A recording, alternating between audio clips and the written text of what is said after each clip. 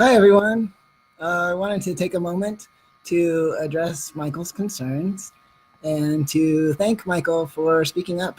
I know from my years of college teaching that if one person is feeling something, then they are likely speaking for many others. And so, Michael, I just want to say I really appreciate your willingness to share your concerns, first of all.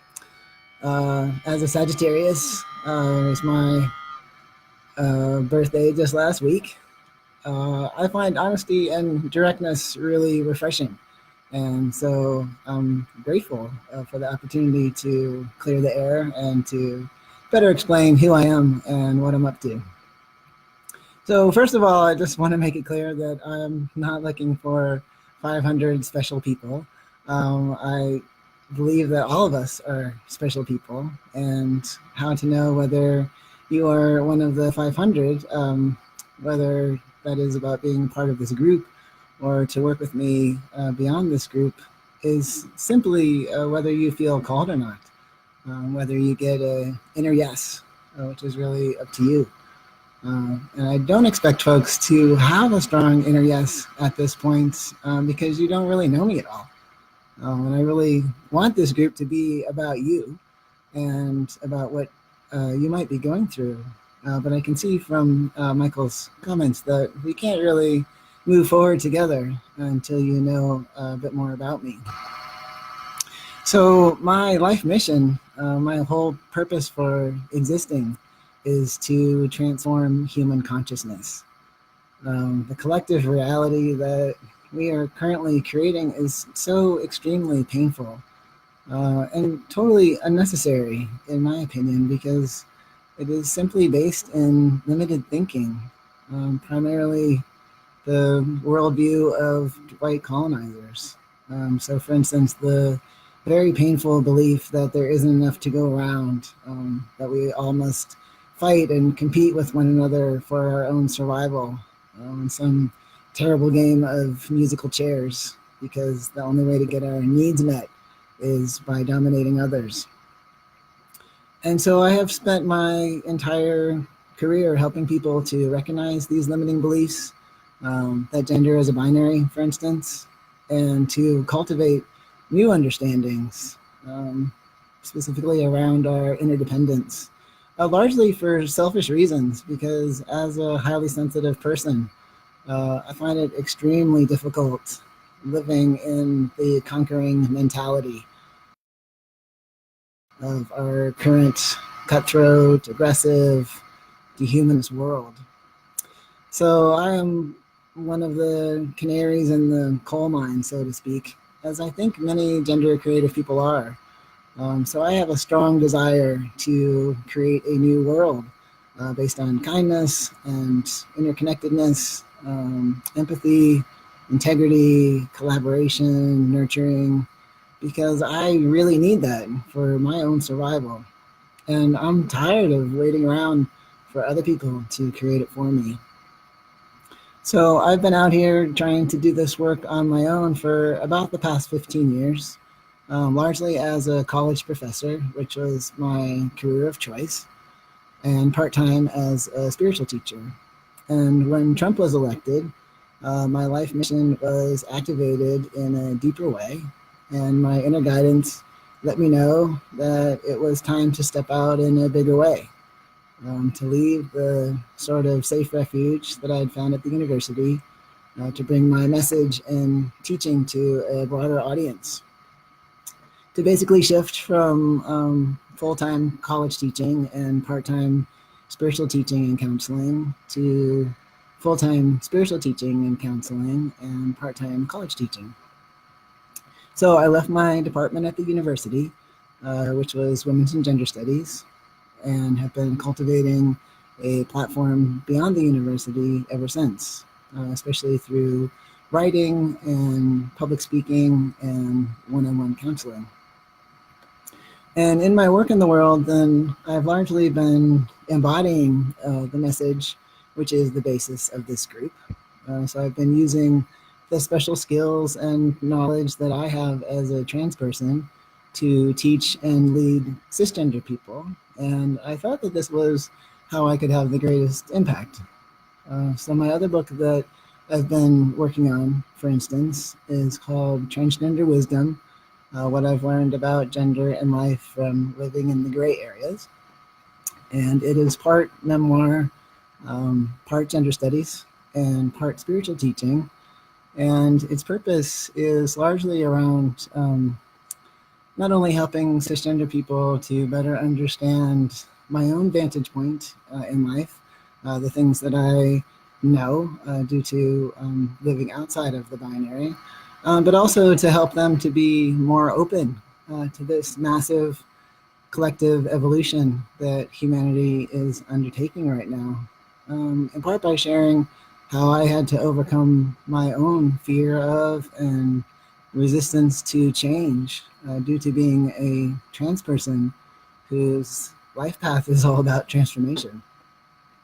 So I never imagined that I would be working specifically with other gender creative people around spiritual empowerment, in part because my specialty is transformation. And so in my shamanic counseling practice, I generally work with folks who are undergoing big change in their life. So maybe a professional transition, maybe a relationship change, a relationship starting, relationship ending, maybe graduation, coming out. And I see other trans and gender creative folks as fellow transformation experts. So why would they need my services? But I have stepped into working with other gender creative people because I have seen that there is actually a huge need for spiritual mentorship in our communities. First of all, due to the ways, as I've been talking about, that trans and genderqueer and non-binary folks have been encouraged to see ourselves as victims. And I know for myself how disempowering that feels. And the ways that we have been given to reclaim our power generally are based on very limited white masculinist notions of what power looks like, missing things like self-mastery and qualities like authenticity and vulnerability as real forms of power. And secondly, because I have recently been seeing studies, such as one by trans women in Canada, showing that transgender people are actually more spiritual than the general population. And this kind of makes sense because, so many of us have gone through dramatic experiences of death and rebirth. That's why my choir is named Phoenix. That have profoundly deepened us as individuals. And finally, because, where else can you go for spiritual development that is specifically designed for gender creative people? So there are particular traumas and challenges that go with this particular path in life. And in order to heal them, you really need to work with someone who has been there, someone who intimately knows those challenges and traumas, and who has figured out how to heal them, because my path is the wounded healer path, meaning that you learn how to heal yourself so that you can then have the tools to turn around and help heal others. And similarly, I believe there are particular gifts and skills that go with this particular path in life that largely, come out of the traumas and challenges, honestly.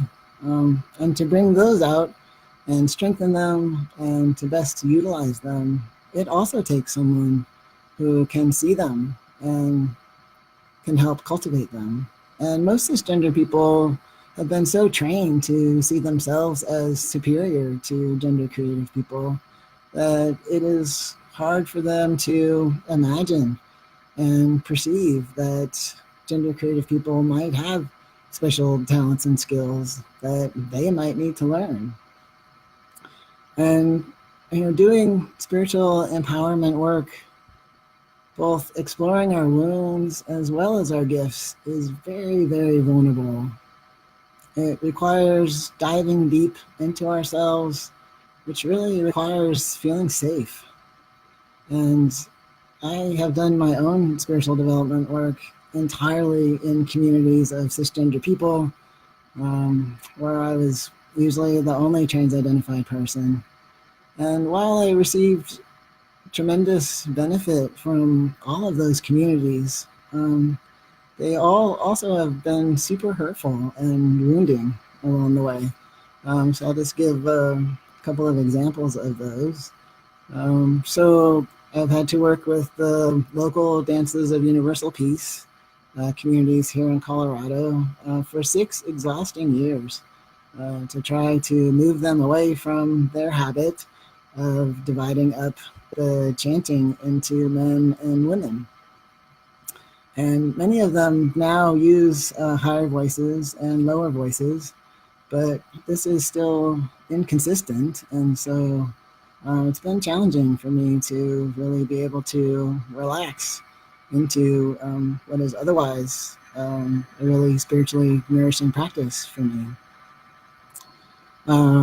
In my shamanic community, I caused controversy when we were traveling to our Vision Quest site because the rooming accommodations were gender segregated, and the facilitator simply didn't know where to place me as a non-binary person. And in my spiritual community in Minneapolis, prior to going on hormones, I was told by the leader that she couldn't address me in masculine pronouns until I started looking and acting more like a man. So I would really like to spare other gender creative people hurtful experiences like these by offering spaces to do spiritual empowerment work that are specifically designed for gender creative folks. And so I started this Facebook group as part of my own coming out of hiding to let folks beyond the university know what I'm offering, and also to find some of those folks who might be looking for what I have to offer, and to be a catalyst to gather together those of us who have a similar life mission. Other gender creative people who feel called to be leaders during this time of cultural transformation. Because part of the pain of this particular life path, which I'll be addressing in my next Facebook Live next week, is that it is such a solitary one. And so it is really easy to feel alone and overwhelmed. So in order to see my ad for this group, then you must have shown an interest in LGBTQ issues, as well as some form of spirituality or personal or spiritual growth. And I checked areas like shamanism and Sufism, the Four Agreements, meditation, Abraham Hicks, Gabriel Roth, Kundalini Yoga, Louise Hay, the Shift Network, spiritual music that were overlapping with my own interests in training. And I have heard of the Landmark Forum, but I have not been involved in it. Though you're probably right, Michael, that there are probably some overlapping principles around self-empowerment. But my own spiritual path, much like my gender path, is a unique, eclectic mix, basically a self-created cobbling together of various influences, because I haven't really found one thing that directly spoke to me as a gender creative person. But if talking about spirituality is offensive to you, then this is probably not going to be the right group for you. And I will, from time to time, be talking about services that I offer that require financial investment, in particular my online course in spiritual empowerment, specifically for gender creative people. And so if this feels offensive to you, then this is also probably not going to be the right group for you. So this group is intended to be a place to grow community and for all of us to find support and encouragement and get to know others who are going through similar challenges and to celebrate our victories together. But it is not really meant to be a typical support group, in that its purpose is really to help gender creative people to fully realize our gifts and to get more clear about what is standing in the way of us being our most empowered selves. And so I'll be offering a lot of free tools and resources here in the group to facilitate this journey, because I really believe that making this information available to as many people as possible, because I want to live in a world where more people are living from a new paradigm about what we're here to do. And I know for many people that fully actualizing our gifts requires a deeper process and more of a commitment to personal transformation than what can happen just in a Facebook group alone. And so I will be encouraging folks who are feeling called to do this work to contact me privately to have a conversation about whether working together feels like the right match. So I apologize if my looking for 500 gender creative leaders came off as gimmicky or elitist or suspicious in any way. That was certainly not my intention at all. It was simply a vision that came to me in my meditation, and I make all of my life decisions based on my spiritual guidance. So it felt like a way to maximize my impact on the planet. Most of my career, I've been working with introductory students, helping to expand the ways that they see gender and how social change happens. And lately I've been called more into kind of a train the trainers mode, to work with gender creative folks who feel called to be leaders, to help them to most fully actualize their life mission, to be their most healed and empowered selves so that they go on to influence the people around them. And so the combined impact of 500 folks really felt like it had the potential to be quite spectacular, and felt like perhaps the best use of my own gifts and energy at this time. So I'm figuring out the best way to go about that, and was led to start this Facebook group as one means of finding those folks who might be looking for my help. And so thanks for your patience as I figure out how best to run a Facebook group, since I've never done that before. This is all new territory for me.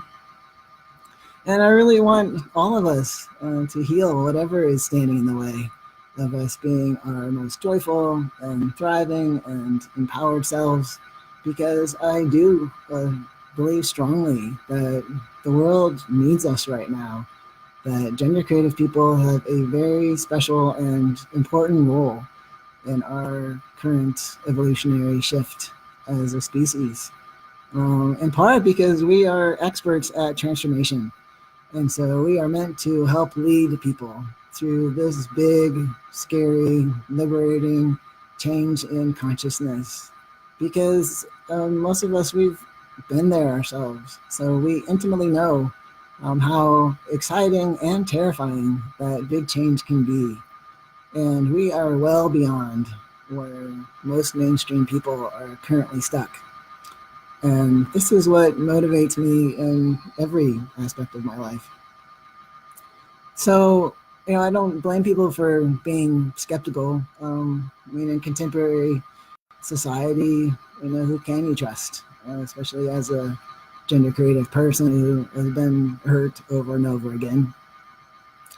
But as a teacher, then trust is extremely important to me. And so I do hope to be a trustworthy leader for this group. And I welcome your challenges if you feel like that is not happening in the ways that you would like.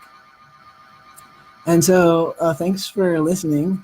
If you have questions or concerns at all, please don't hesitate to raise them, either privately with me or publicly in our group, like Michael did. It looks like we have some folks commenting, so let me take a look here.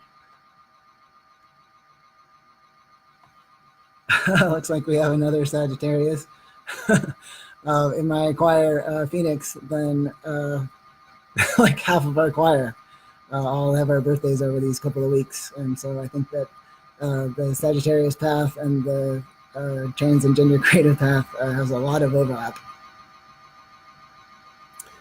Let's see. It looks like folks are watching. If you have any other questions or concerns, then I am happy for you to raise them. I hope that I'm not missing any of them.